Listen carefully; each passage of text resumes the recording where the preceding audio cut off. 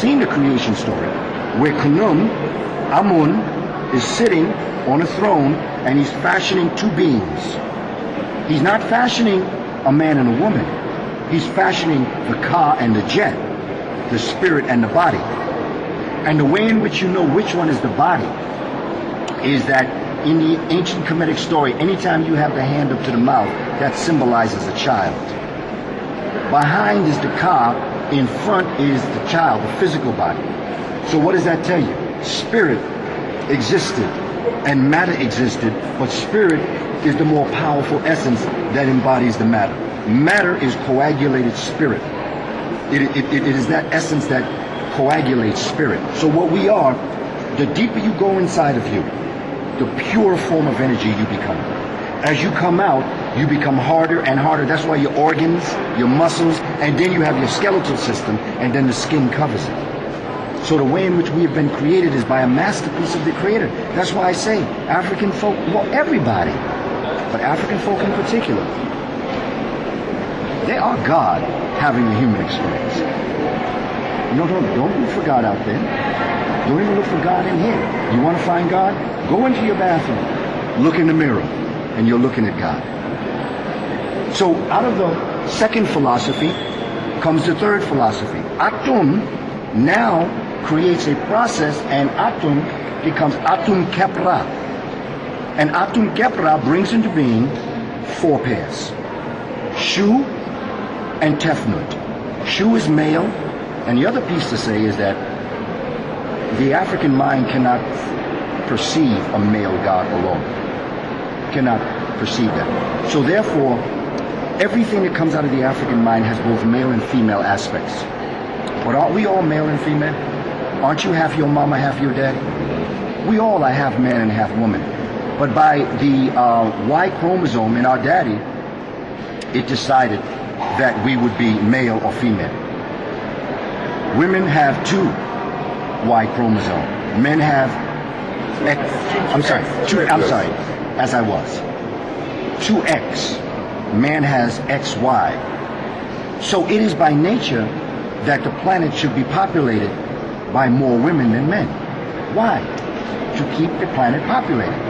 Because if you had more men than women, you'd only have a couple of women pregnant at a time. So when you have 3 to 1, there's the possibility women, the feminine principle outnumbers the planet 3 to 1. 3 chances woman, 1 chance man. And it's the daddy's chromosome that decided if it's going to be a male or if it's going to be a female. So I add that in there because the African mind cannot perceive of a God that is only a woman. Only a man. It must be balanced. It must be Ma'at. It must be balanced with both male and female. And that is why Ma'at represents balance, justice, reciprocity. Okay? Kepra, the process of becoming, comes out of the second philosophy, and Atum Kepra now creates Shu, male, air or space. Tefnut is his wife, moisture. Shu Tefnut, now we're talking science. Air and moisture gives birth to Nut and Geb. Nut is female, Geb is male. Nut is sky, Geb is earth. Shu Tefnut give birth. So now you have a creation where opposites are now creating things into existence as opposed to the already created. Shu Tefnut give birth to Nut and Geb. The story goes that Nut and Geb are in a lover's embrace. In other words, they are cohabiting. Shu comes down and separates Nut from Geb. Look at science. At one time on the Earth hovered around a very strong carboniferous age that did not allow the cycle the carbon-oxygen cycle, nitrogen cycle to exist. So what happened? Air came down and brought the sky up and then allowed Nut swallows the sun at night, gives birth to it during the day, which started a 24-day cycle on the planet that allowed light and heat energy to come down to the earth, mix with the nitrogen of Geb, and then create organic life in the waters. Because it started with that one amoeba, if you want to call it, protozoa, if you want to call it, in the waters. That unicell started to multiply itself. giving off the same stories being told for the third time, but now in another way. So the Dogon had two stories, two creation stories. The Kemites had two creation stories. This is the second creation story, the same as the Dogon with Numo Amma. So now you have this, the sky lifting up.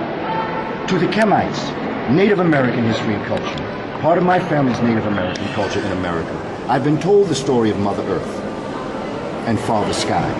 But to the Kemites, it was Father Earth and Mother Sky. And so we are not earthlings, we are starlings. We are children of the sun. We are bits and pieces of the light and heat energy of the sun encapsulated in this tomb. And upon death, joining the ancestors, we are released. And everything we do in life determines that. Here is the story. The mummy. When you see the mummy, you always know both legs are together and the crossing over sign. Okay? What animal, what entity on the earth would look like a mummy? It's the chrysalis or the cocoon.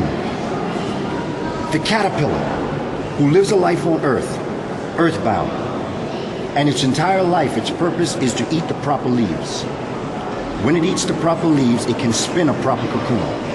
If it don't eat the proper leaves, if it's a bad season, it cannot spin the cocoon, and it will die in state as an earthbound caterpillar. When it eats the proper ones, it can spin a cocoon. And in this cocoon, the butterfly literally melts and transforms itself into a butterfly. When the cocoon opens, what was once earthbound becomes flightbound and no longer eat leaves, but now eats the nectar of the flower. Think of the metaphor that our ancestors were talking about as it related to the mummy, to the Sa, that when you died, you were earthbound and you walked the earth. And just like caterpillar eat leaf, we get consciousness. We eat books. Our minds are hungry. We read, we study, we live, we do. And that's equivalent to the leaves. If you eat the proper leaves, if you do the proper thing, you will spin the proper Sa. In that Sa, what was once an earthbound creature melts, transforms itself into a flight-bound entity, and rises up as the bar bird, the Bennu, and rises up and joins into the heavens of the ancestral line. This is how deep our ancestors were. I love that story, but I want to talk to the person that thought that story up. That's the mind I want to talk to, because that mind doesn't think like our mind. That mind is a mind that doesn't get caught up in the material world, because if the caterpillar got caught up in the material world, it would never have time to eat the proper leaves.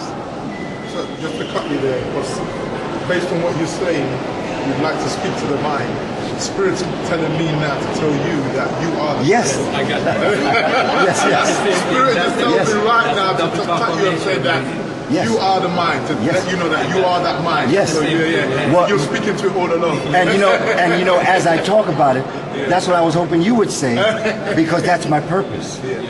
Because you see, as a people, my presentations and my lecture is only 1/4 information.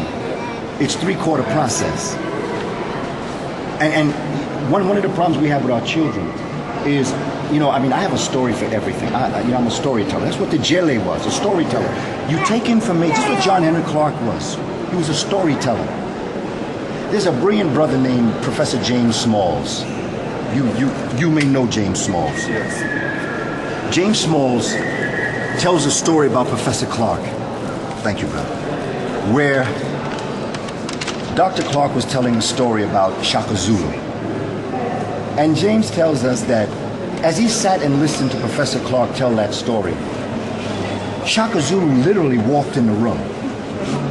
That's how definitive his story was. He could tell a story within a room that could almost make you live the history. See, we're speaking a language. Forget it that it's an English language or whatever language. There are some things that cannot be spoken. A lot of what our Africans gave to that's why the oral tradition was so important. Writing has its place. But African people don't spend a lot of time writing and reading. And we say to each other, well, we have to read, we have to write, there's no doubt, we created it. But at the same time, we have to understand a lot of the way that we transmit information is through spoken word, is through mouth to ear. It is not necessarily through reading